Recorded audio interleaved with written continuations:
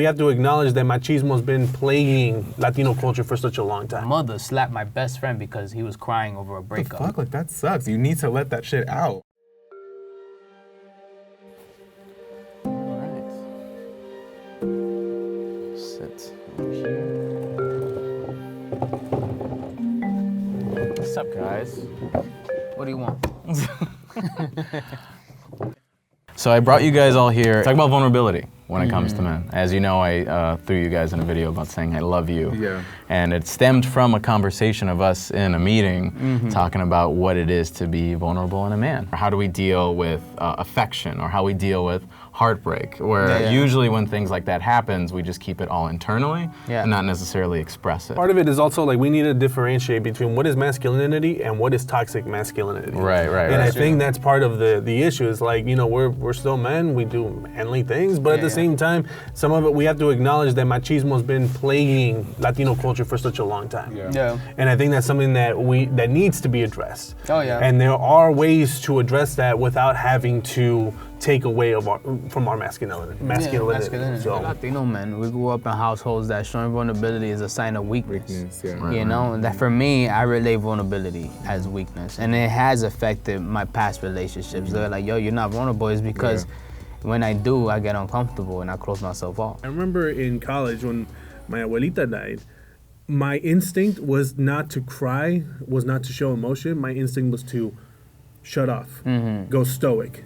Not really talk to anybody, not really show any emotion. I didn't start crying until like 10 years later during an LSD trip. And so that's one of the things that to me, it's like you bottle it in, you bottle the emotion in, and you hide it. You hide it. Away from everybody. What I always found really interesting is that growing up as a gay guy, like, there are things that are kind of like, because, and I've said this before, that because people already see us as weaker, there are things that we get to do that we're like, I don't give a fuck. Like, if I want to cry, you're like, I get to do what the fuck I want. If I'm like, oh, that fucking hurt. Like, there's no, if I want to go and be warmer and sensitive with somebody, like, I'm almost like allowed to be, because it's almost like expected. So for me, when I talk to straight men and I'm like, y'all don't have that? Like, you guys aren't in touch with that? Like, what the fuck? Like, that sucks. You need to let that shit out. My family, at least, my dad was aware that his dad was a complete asshole.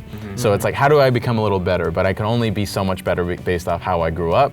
So now I see him and I'm like, oh, okay, how can I be better than this version? So it's almost like, because we're from this culture based off where we're from, it's very solidified, and like we're slowly chipping away of what is still who we are, but also what is more manageable and more open and growing wise. Definitely. I think it's generational. I think this is a work in progress. We have to identify the problem first, and we are always going to be a work in progress till the day we die. One of my exes once told me, like, I felt like I loved you, but I never felt like you loved me. And I think part of that is like, and it's like when she said it like that, it was one of those things where I was like, damn. I guess not like your inability to show, or that you guys have a different love language, or is that because you don't want to feel vulnerable and be like, I love you too, because in case you leave me, I look. It's a combination of all of those things. And it's also like the way I was raised, again, you don't really show emotion. But like, if I want to express something to you, I want to be able to express it with a whole lot of love. It's a little bit too late. I'm 32 years old. I'm already set in my ways. That's how I feel. Like, I grew up in a household where nobody cried. I saw my mother slap my best friend because he was crying over a breakup. I don't want it to feel like we're taking away from the masculinity. I don't want it to feel like we have to like rip this part of who you are. I want to say it's more of a sculpting. If you say like you are who you are, you're solidified in your shape, but how can I mold you? How can you be molded into something that is more pleasing for ultimately yourself? That's the thing that men usually go to whenever there's like, hey, consider this. Men automatically feel like it's something being taken away. Yes. It's like, no. It's adding. It's making more. It's making you a bigger, better man. I try and be a little bit more affectionate. You've seen it. Every once in a while I'll be like, that's huge. And that's a big step for me. Like, I don't want everyone to feel too hard on themselves of who they are. It's like, it's us as Latinos, as people, as like our generations and how far we came. Like, I constantly think about my grandfather, who was like broke in the hood in Puerto Rico, just like wearing potato sacks, and that was my grandfather, and I'm here now in LA shooting this video with all of you. And that shows just the progression of who we are, not only as like men, but Latinos, and as far as on an emotional level. I think that a lot of times people need to survive, and that's the thing, like that's how we're taught to survive in different neighborhoods and different spaces and stuff like that.